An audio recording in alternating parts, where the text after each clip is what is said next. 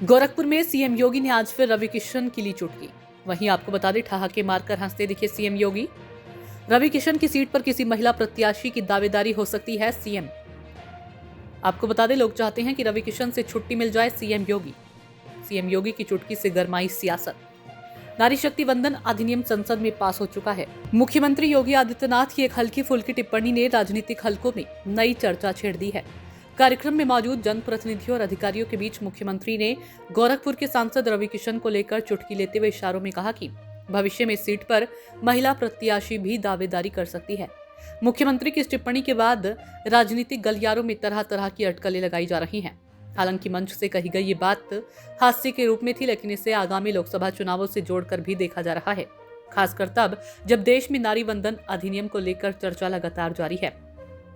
इसी क्रम में मुख्यमंत्री ने यह भी संकेत दिया कि इस व्यवस्था से उनके ऊपर कोई प्रभाव नहीं पड़ेगा, बल्कि महिलाओं के लिए एक अतिरिक्त सीट बढ़ सकती है। उनके इस बयान को राजनीतिक दृष्टि से महत्वपूर्ण माना जा रहा है और इसके अलग अलग अर्थ निकाले जा रहे हैं। गौरतलब है कि संसद द्वारा पारित नारी वंदन अधिनियम के तहत भविष्य में लोकसभा और विधानसभा सीटों पर महिलाओं के लिए आरक्षण लागू किए जाने का प्रावधान है।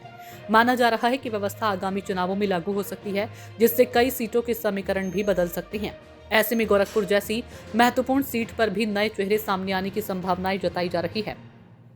स्थानीय स्तर पर भी इस बयान को लेकर चर्चाओं का दौर जारी है। कुछ लोग इसे महज मंचीय हास्य मान रहे हैं, तो कुछ इसे संभावित राजनीतिक संकेत के रूप में देख रहे हैं।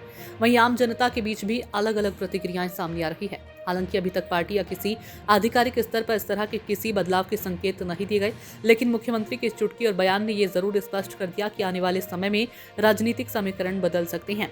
फिलहाल ये देखना दिलचस्प होगा कि आगामी लोकसभा चुनाव में गोरखपुर सीट पर क्या तस्वीर उभरती है। क्या रवि किशन को एक बार फिर मौका मिलेगा या पार्टी किसी नए संभवत महिला चेहरे पर भरोसा जताएगी?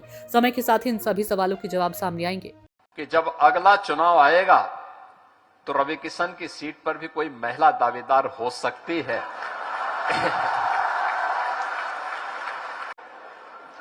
देखिए, लोग चाहते हैं कि आपसे छुट्टी मिल जाए,